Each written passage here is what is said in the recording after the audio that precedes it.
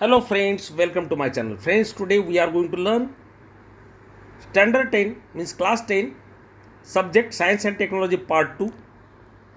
मित्रांनो, त्याची आज आपण घेत आहोत ब्रिज कोर्सची पोस्ट टेस्ट जी अतिशय इम्पॉर्टंट आहे. त्यामुळे व्हिडिओ शेवटपर्यंत बघा आणि मित्रांनो चॅनलवर नवीन असेल तर चॅनलला सबस्क्राईब करून द्या. व्हिडिओ आवडल्यास लाईक आणि शेअरही करा. मित्रांनो थोडा उशीर झाला आहे परंतु मला माहिती आहे तुम्ही वाट बघत होतात. चला मित्रांनो सुरुवात करूया. Choose the correct alternatives. आता मित्रांनो इथे अल्टरनेटिव्ह आपल्याला चूज करायचे आहेत आणि ते आपण भरणार आहोत. चला मित्रांनो सुरुवात करूया. What is the first question? To bring out plant growth is the main function of dash dash tissue. मित्रांनो याचं ऑप्शन जे ना ते पहिलंच मी रेडने लिहिलं तेच आहे option A meristematic tissues. Second मित्रांनो बघूया. सेकंड काय ते बघा. Network of capillaries in Bowman's capsule is called. मित्रांनो ऑप्शन नंबर सी जो आपण दिलेला आहे ग्लोमेरुल्स. याचा ऑप्शन होता पहिला. अर्थात मी रेडने केलेला आहे त्यामुळे तुमच्या लक्षात येईल. नेक्स्ट बघूया मित्रांनो. Answer whether following statement are true or false. In monohybrids cross the phenotypic ratio is 9:3, 3:3 and 3:1. This is the true. So answer is true. हे लक्षात घ्या मित्रांनो, हे ट्रू आहे. अशा पद्धतीने मित्रांनो आपला हा पहिला प्रश्न तर झाला आहे. आता वळूया आपण आपल्या दुसऱ्या प्रश्नाकडे. तो नेमका काय आहे. ओके फ्रेंड्स, तो बघूया. काय बघा मित्रांनो. Give the scientific reasons. If the kidneys get adversely affected dialysis is required. मित्रांनो किडनी जर फेल झाली तर आपल्याला डायलिसिस करावं लागतं ना. त्याचं सायंटिफिक रिझन काय ते आपण बघूया. When your kidney fail dialysis keeps your body in balance by removing waste salts and extra water to prevent them from building up in the body. Keeping a safe level of certain chemicals in your blood such potassium sodium bicarbonate helping to control blood pressure. त्यामुळे मित्रांनो आपल्याला dialysis जे ते required असतं. Okay friends, या पद्धतीने याचं उत्तर मित्रांनो तुम्ही सगळं पूर्ण लिहा आणि पैकीच्यापैकी मार्क्स तुम्हाला मिळतील. तर मित्रांनो लिहून घ्या. जर समजा मित्रांनो फास्ट होत असेल घाई होत असेल तर तुम्ही व्हिडिओ पॉज करा आणि ते लिहून घ्या किंवा मग मित्रांनो स्क्रीनशॉट काढून ते सुद्धा उत्तर तुम्ही लिहू शकाल. ओके फ्रेंड्स, नेक्स्ट बघा काय. आय होप तुमचं ते पूर्ण झालं असेल लिहून. नेक्स्ट बघूया म्हणजे तुम्हाला लिहिता पण येईल. Okay, complete the flow chart.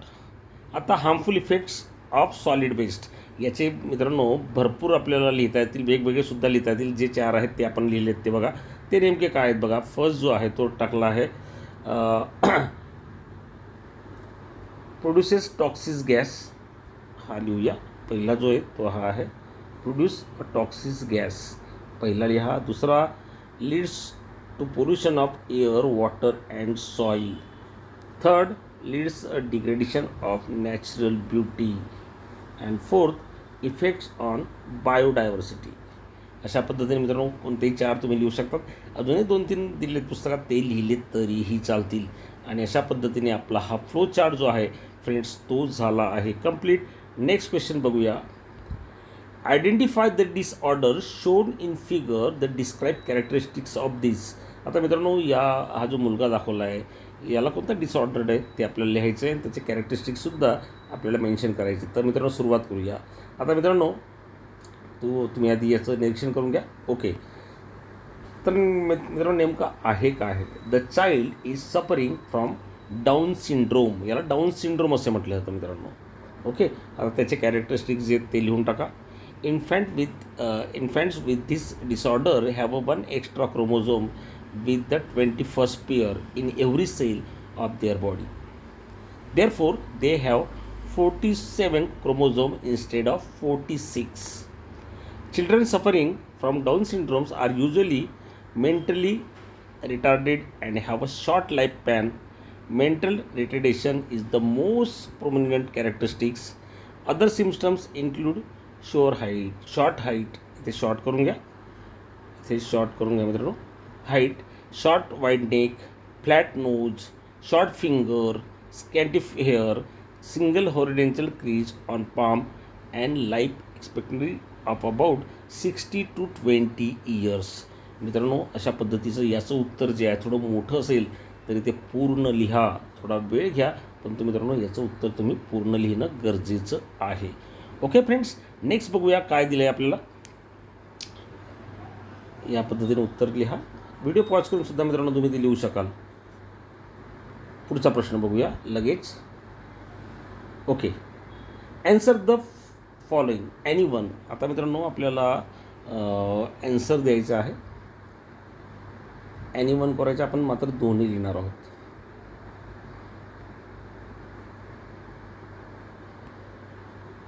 आता मित्रांनो इथे बघा डिस्टन्स बिटवीन दिलेला आहे, तो तुम्ही लिहून घ्या. पूर्णपणे हा डिस्टिंग्विश जो आहे तो पूर्ण लिहा. पूर्ण तुम्हाला डिटेल तो दाखवण्याचा प्रयत्न करतो आहे. वाचण्याची काही गरज नाही तशी. तुमचा लिहिण्यात वेळ जो आहे तो घालवा, कारण की अतिशय महत्त्वाचा हा टॉपिक आहे.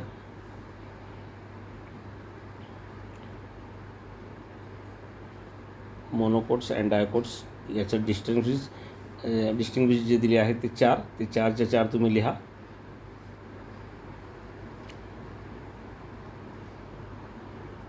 सोपे आहेत मित्रांनो. अतिशय छोटे छोटे 3 जरी लिहिले तरी चालतील. They have fibres root system. इकडे जर बघितलं they have tap root system. Leaves in monocots have parallel ventilation.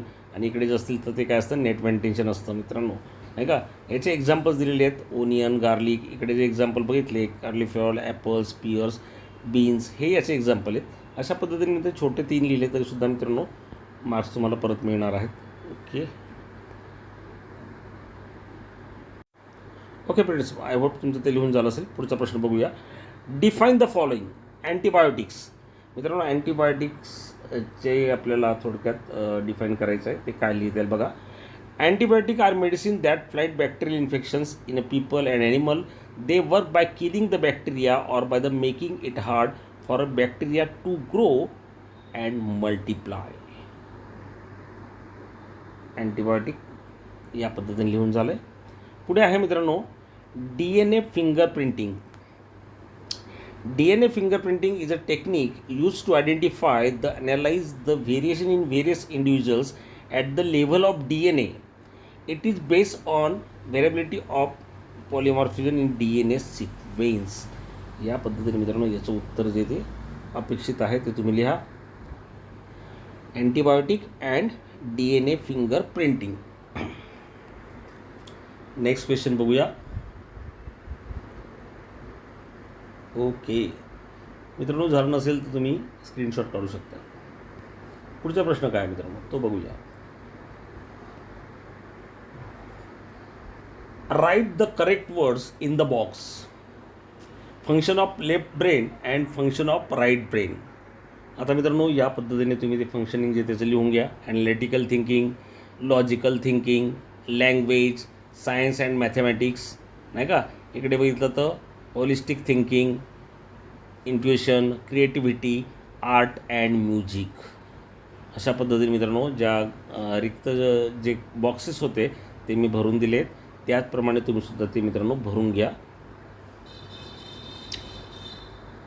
Okay, I hope तुम्हाला ते आलं असेल. पुढचं बघूया पुढे लगेच. Answer the following any 2. काय बघा मित्रांनो.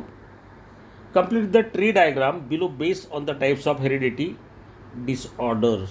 आता मित्रांनो या पद्धतीने हे भरून टाका.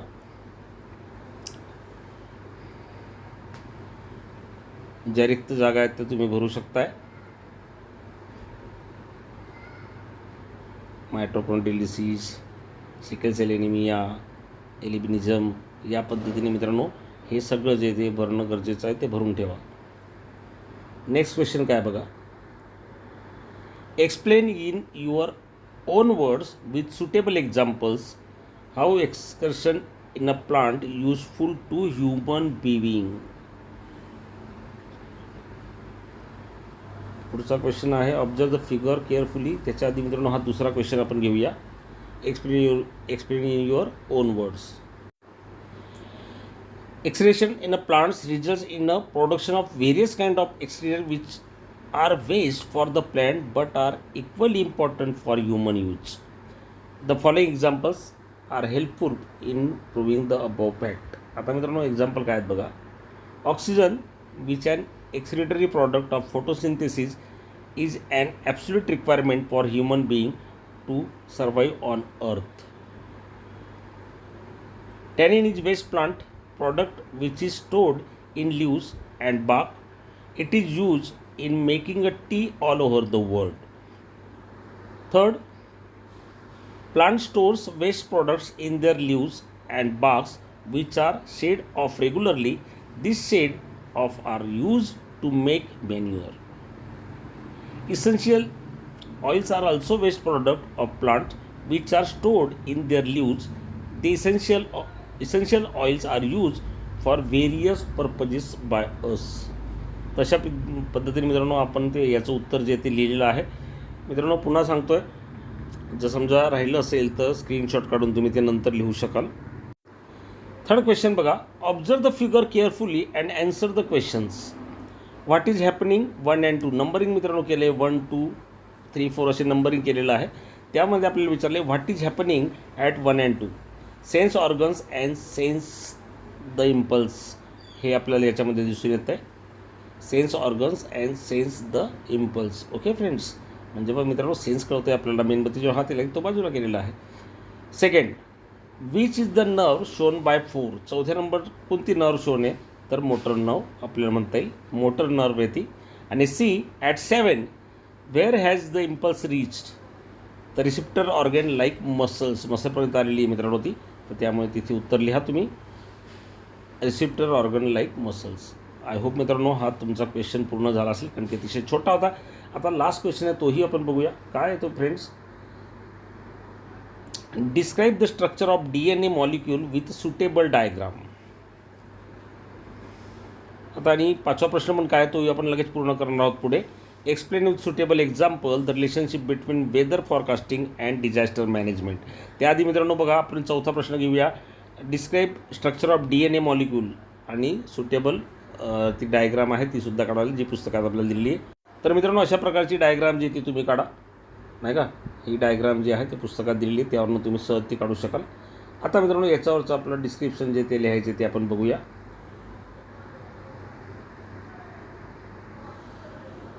Okay, the structure of DNA molecule is the same in all organisms. In 1953, Watson and Crick produced a model of DNA molecules. As per this model, two parallel threads of nucleotides are called around each other. This arrangement is called double helix. This structure can be compared with colloid and flexible ladder. Each strand in the molecule of DNA is made up of many small molecules known as nucleotide. There are 4 types of nitrogenous bases: adenine, guanine, cytosine and thymine. Adenine and guanine are called furanous, while cytosine and thymine are called pyrimidines. In the structure of nucleotide, a molecule of a nitrogenous base and phosphoric acid are each joined to a molecule sugar. As there are 4 types of nitrogenous bases, nucleotides also are 4 types. मित्रांनो अशा पद्धतीने उत्तर जरी मोठं असलं तरी मित्रांनो ते लिहिणं गरजेचं आहे, त्यामुळे ते व्यवस्थित लिहून घ्या. या पद्धतीने हे तुम्ही मित्रांनो स्क्रीनशॉट काढून सुद्धा ते लिहू शकाल किंवा व्हिडिओ पॉज करून घ्या. मात्र जरी उत्तर मोठे आहे तरी ते पूर्ण लिहा, अतिशय महत्त्वाचं आहे. पुढचा क्वेश्चन काय होता मित्रांनो, अजून थोडं राहिलं तेही पूर्ण करून घेऊया, मग पुढचा प्रश्न घेऊया. Nucleotides are arrange like a chain in a molecule of DNA. The 2 threads of the DNA molecules are comparable to 2 rails of ladder, and each rail is made up alternatively joined molecules of sugar and phosphoric acid. Each rung of ladder is a pair of nitrogenous bases joined by hydrogen bonds. Adenine always pair with thymine and cytosine always pair with guanine. असा हा पूर्ण प्रश्न मित्रांनो बघा. हा इथून पूर्ण आहे, थोडं उत्तर मोठं लिहिलं आहे परंतु मित्रांनो कंप्लीट आहे, त्यामुळे ते लिहा. शेवटचा क्वेश्चन मित्रांनो तोही घेऊन टाकूया पटकन.